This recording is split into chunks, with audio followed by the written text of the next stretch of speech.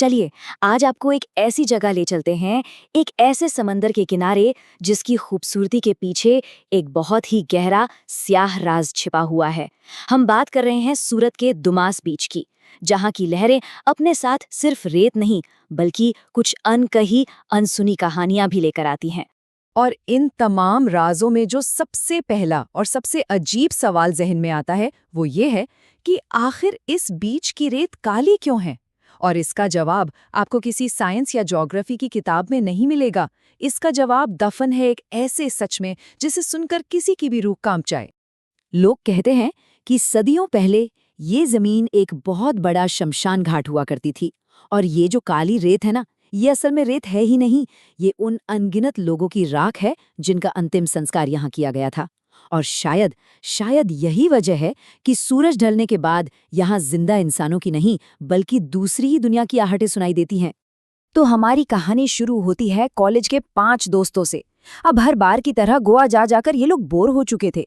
उन्हें कुछ नया, कुछ अलग सा रोमांच चाहिए था। और तभी बातों बातों में एक नाम सामने आया, दुमास बीच। तो जैसे ही मयूर ने दुमास बीच का जिक्र किया ना, ग्रुप में सीधी सीधी 2 पार्टियां बन गईं। एक तरफ वो लोग थे जिन्हें ये सब सिर्फ इंटरनेट की कहानियां और कोरा मजाक लग रहा था, और दूसरी तरफ अकेला मयूर था, जिसके कानों में गांव के बड़े बुजुर्गों की चेतावनियां गूंज रही थीं। वो बातें कि कैसे वहां के मछुआरे भी सूरज ढलने के बाद उस तरफ जाने के नाम से भी कांपते हैं। और मयूर को अपनी दादी की कही एक खास बात याद आ गई, एक ऐसी चेतावनी जो उस वक्त तो कहानी लगती थी पर बड़ी अजीब थी। दुमास की रात में अगर कोई तुम्हारा नाम पुकारे तो चाहे कुछ भी हो जाए, भूल कर भी पीछे मुड़कर मत देखना।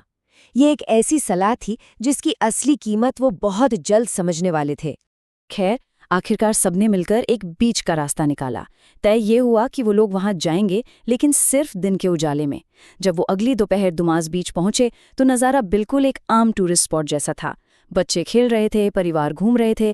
एक पल के लिए तो उन्हें लगा कि ये सारे डर और कहानियां बस उनके मन का वहम थी। लेकिन जैसे ही उन्होंने आसपास थोड़ा गौर करना शुरू किया, अजीब बातें सामने आने लगी। रेत सच में बहुत ही अजीब तरीके से काली थी, और इतनी नरम, इतनी पोली कि पैर रखने पे ऐसा लगता था मानो नीचे सब कुछ खोखला हो। हवा में वो समंदर वाली ताजगी नहीं थी, बल्कि एक अजीब सा भारीपन महसूस हो रहा था। और सबसे अजीब बात ये थी कि थोड़ी दूर चलने के बाद पूरा का पूरा बीच वीरान था, जैसे किसी अनदेखी दीवार ने आगे जाने वाले लोगों को रोक रखा हो। और तभी उनकी नज़र एक बूढ़े से आदमी पर पड़ी जो रेत में से खाली बोतलें बीन रहा था। जब दोस्तों ने हिम्मत करके उससे पूछा कि अंकल, आगे इतना सन्नाटा क्यों है, तो उस आदमी ने बिना नजरें उठाए एक बिल्कुल ठंडी सपाट आवाज में कहा, यहाँ नीचे बहुत लोग सो रहे हैं। उसकी आवाज में कुछ ऐसा था कि दोस्तों की सारी हंसी मजाक वहीं की वहीं थम गई। शाम ढल रही थी, आसमान में हल्का सिंदूरी रंग घुलने लगा था, जब कुशल की नज़र दूर एक पुराने से खंडहर पर पड़ी। बस उसने जिद पकड़ ली कि उसे वहां जाना ही है। वो बेचारा जानता भी नहीं था कि उसका ये एक छोटा सा फैसला उन सबकी जिंदगी को हमेशा हमेशा के लिए बदलने वाला था। रिया और आरव ने तो साफ मना कर दिया। उन्हें अंदर से ही एक अजीब सी घबराहट हो रही थी। लेकिन कुशल की जिद के आगे मयूर और नील भी उसके साथ उस खंडहर की तरफ चल पड़े। दोस्तों का वो ग्रुप अब 2 हिस्सों में बंट चुका था। जब वो उस खंडहर के पास पहुंचे तो वहां एक टूटी फूटी तख्ती पर लिखा था, दुमास बीच शमशान भूमि। ये पढ़ते ही नील के तो जैसे होश उड़ गए और वो बिना कुछ कहे उल्टे पांव लौट गया। लेकिन मयूर और कुशल वो लहरों के साथ खेलने के लिए पानी में उतर गए। देखते ही देखते सूरज डूब गया। बीच पर जो भीड़ थी वो गायब हो गई, और अब रिया, आरव और नील के दिल में एक अनजाना सा डर घर करने लगा था। उनके 2 दोस्त अभी तक वापस नहीं लौटे थे।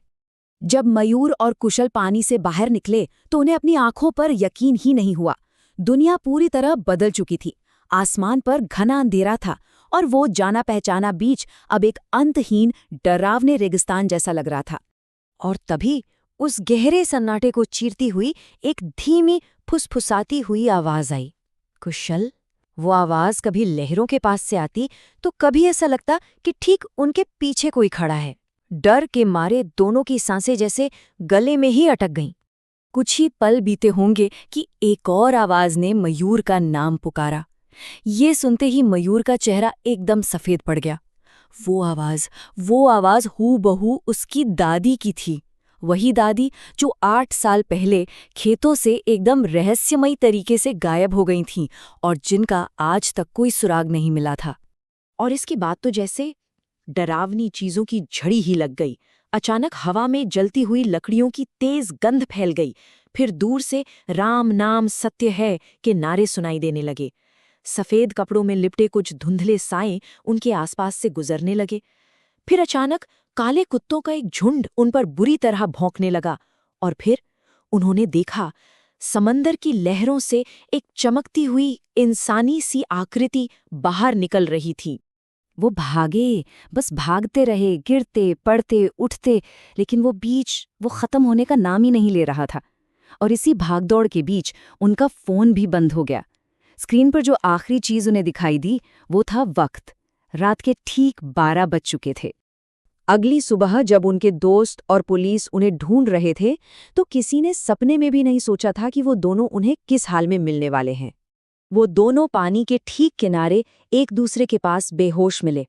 उनके कपड़े पूरी तरह भीगे हुए थे और पूरा शरीर काली रेत से सना था।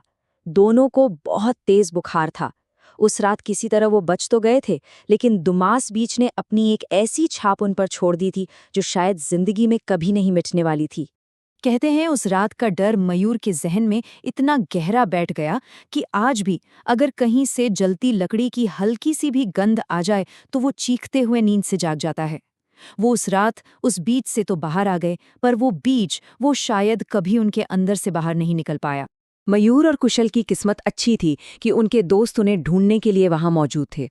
लेकिन ये सवाल आज भी दुमास की हवाओं में गूंजता है कि उन लोगों का क्या होता है जो दुमास बीच के अंधेरे में खो जाते हैं और फिर कभी वापस नहीं मिलते।